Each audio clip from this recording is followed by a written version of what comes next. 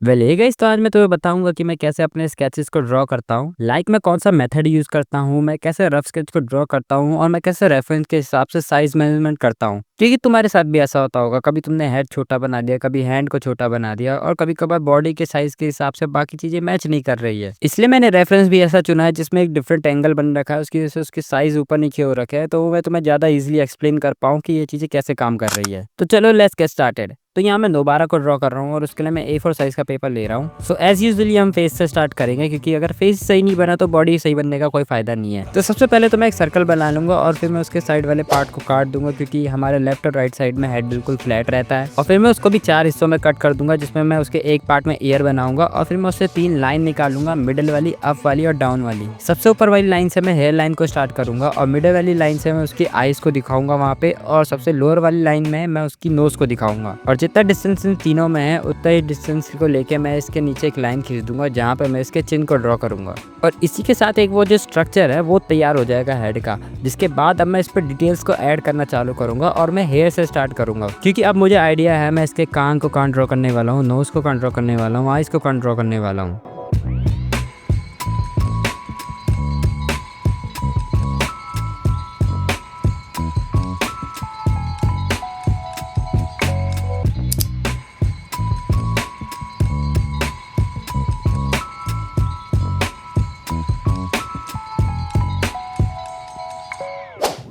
तो जो rough line है उनको मैं इरेज कर रहा हूँ, ताकि मुझे फाइनल रिजल्ट में एक क्लियर लुक मिले। और डिटेल्स को भी मैं थोड़ा और ज़्यादा क्लियर कर दूंगा।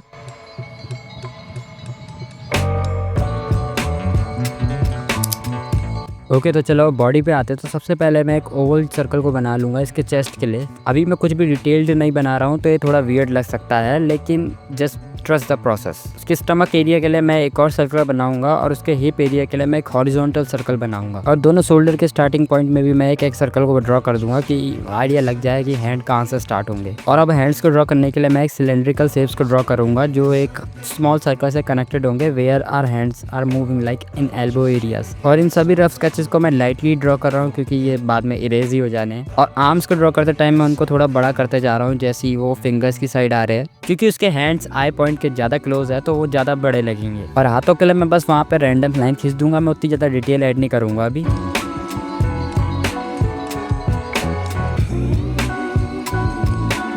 और चलो मैं तुम्हें एक ट्रिक बताता हूँ कि तुम कैसे अपने डिस्टेंस मेजरमेंट कर सकते हो, कि तुम्हें कौन सा पार्ट को कितना दूर और कितना बड़ा बनाना है।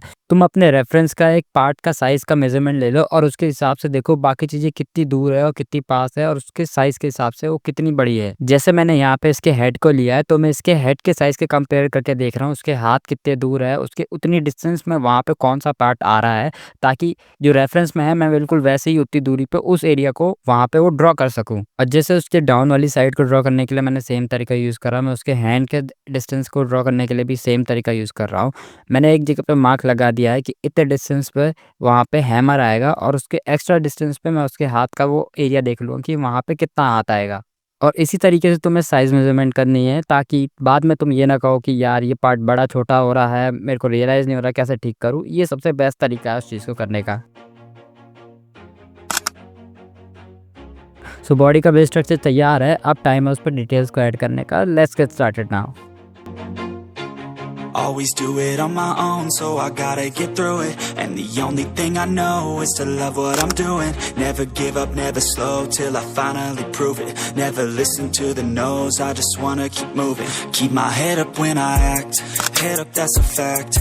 Never looking back, I'ma keep myself on track. Keep my head up, staying strong, always moving on. Feel I don't belong, tell my thoughts to move along. Push myself to be the best, die with no regrets. Live with every breath, see my message start to spread. And I had so many dreams, then you hit your teens. Life ain't really what it seems, try to find out what it means. Always do it on my own, so I gotta get through it. And the only thing I know is to love what I'm doing. And with this some final lines, our sketch is done. Have a look. I just wanna keep moving. Yeah, I put out all this art, it's my only medicine. Yeah, everything I do, I'm just being genuine. Yeah, I'm sick of being screwed, feel my own adrenaline. Yeah, I do just what I do, and I hope you let me in, yeah. तो sketch तो हो गया complete. इस video का main topic यही था कि sketch को कैसे बनाना है। अब मैंने इतना बना लिया तो सोच रहा हूँ उसके आगे वाला पार्ट भी कर ही लूँ। तो let's get thinking.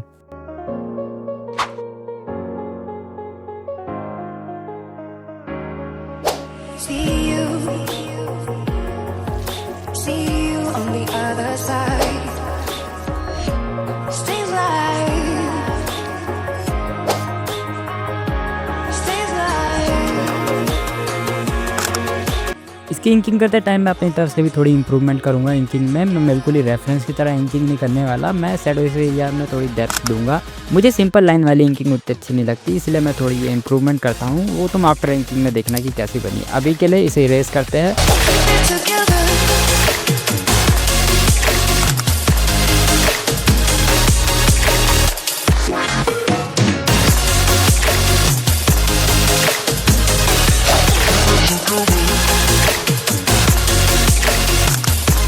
And now it's time to colour it. तो इसे कलर करने के लिए यहाँ मैं ओहू के एल्कोहल मार्कर का यूज़ कर रहा हूँ और डॉम्स के कलर पेंसिल का भी।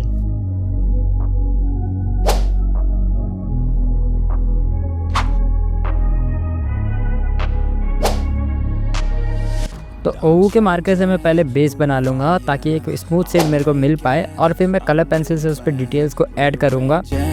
My life and I won't look back ever again. You ain't see me activated. You better hope that you never see me agitated. I think about my actions, plan them out, evaluated. That's how I end up on the top, man. I'm calculated. वैसे तो ओहू से मैं इसे पूरा draw कर सकता था, लेकिन मुझे वो छोटी छोटी फाइन डिटेल्स को भी ऐड करना है। वो पेंसिल से काफ़ी अच्छे से होती है। मैं मार्कर से उनको इतना पतली डिटेल्स को ऐड नहीं कर सकता। Ready, learn that lesson, yeah. I'm changing who I am. I'm making a new plan. Rearranging my life and I won't look back ever again. तो अब ये स्किन की, और स्किन के लिए मैं इन चारों कलर पेंसिल का यूज़ कर रहा हूँ। स्किन को कलर करने के लिए मैं लाइट ब्राउन से पहले डार्कर एरियाज पे एक शेड कर दूंगा, और फिर मैं उस पर डार्क पिंक की एक शेड ऐड कर दूंगा, और फिर मैं उसको पीच से ब्लेंड कर दूंगा। No fear, see clear, you deserve to be great. I know it feels like things get in your way. Push through, same technique से मैं इसके हाथों को भी कलर करूंगा। sit up, stand tall, you can get through it all. I need some energy, anxiety's no friend to me. I have a short memory, I don't really remember things. That's how I move on, that's how I stay strong. तो face पे तो उतनी depth थी नहीं, लेकिन hand पे मुझे third layer of depth दिखानी है, जिसके लिए मैंने पर्पल और डार्क ब्राउन का यूज़ करा है। तो स्किन टोन तो हो गया, अब बारी इसके हैमर की, लेकिन पहले इसके कीलों पर कलर कर देता हूँ। Have clear vision and purpose. And I feel like the patient lasts. If you can move on and past the things that make you feel bad and you can change. Okay, तो steel का look दिखाने के लिए मैं बस एक first layer चला दूंगा, और उसके बाद मैं डेप्थ की साइड पे बस मल्टीपल उसी सेम कलर की लेयर चलाता रहूँगा। और सेम चीज़ मैं इसके हैंडल के साथ भी करूँगा। मैं बस एक पहली फर्स्ट लेयर कर दूंगा, और फिर मैं एक सेकंड लेयर पे थोड़ा सा डार्कर कलर यूज़ करूँगा, और फिर वापस फर्स्ट लेयर से उस पर थोड़ी ब्लेंडिंग कर दूँगा। Okay, so we are almost done. अब बस इसकी क्लोथिंग रह रही है, जिस पूरे पे सिर्फ एक कलर का यूज़ होगा। तो मैं इस पर R13 का यूज़ कर रहा हूँ, और यही मेरा मेन कलर होगा इसके लिए। तो मैं बस सिंपली एक बेस लेयर बना दूंगा, और फिर मैं उस पर एक डार्कर ग्रे टोन से एक सेकंड लेयर को ऐड कर दूंगा, और फिर मैं वापस R13 का यूज़ करके उसको ब्लेंड कर दूंगा उस कलर के साथ, जिससे वो उसी की एक लेयर का डार्कर शेड लगेगा। और थोड़ी और डेप्थ दिखाने के लिए मैं ब्लैक कलर पेंसिल का यूज़ करूँगा डेप्थ एरियाज में। So you can go kick rocks, I'ma stack bricks up, build what I want to make. Yo, I got a lot of shit to say, so I'ma do this every day. I'll be writing things until I'm fucking buried in my grave. 6 feet deep under, but my body won't decay. Cause my messages are timeless, so they'll put them on display. Oh yeah, I rap with a certainty, I have a sense of urgency. A message for eternity, for everyone internally. And with this final details, our drawing is complete. Have a look. Looking nervously, and I don't really care what you think of me respectfully. You can kick rocks if you think you're fucking better. See, I will outwork you, turn you to an enemy. Hurt you so bad that you're gonna need some therapy.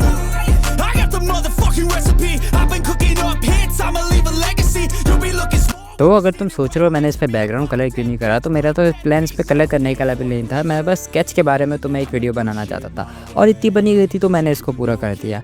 वैसे अगर तुम्हें video अच्छी लगी तो video को like कर देना, और कमेंट्स में अपने आइडिया ज़रूर शेयर करना। मैं तुम्हें मिलूँगा अगली वीडियो में, तब तक के लिए बाय बाय।